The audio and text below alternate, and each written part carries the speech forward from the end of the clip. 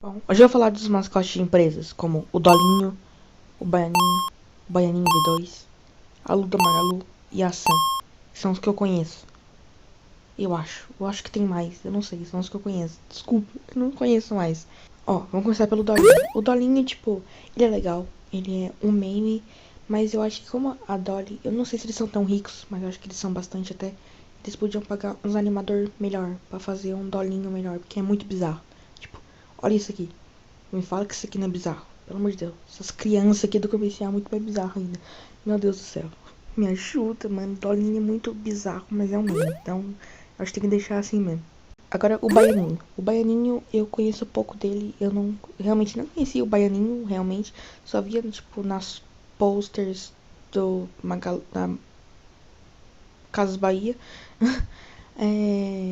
E o Baianinho, eu não conheço muito ele, mas eu acho ele muito engraçadinho e bonitinho, tá ligado?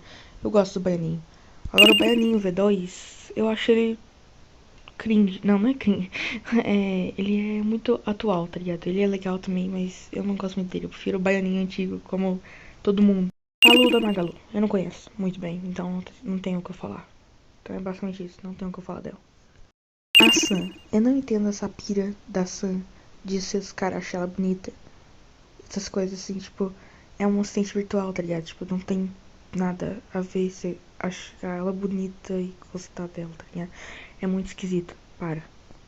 Para.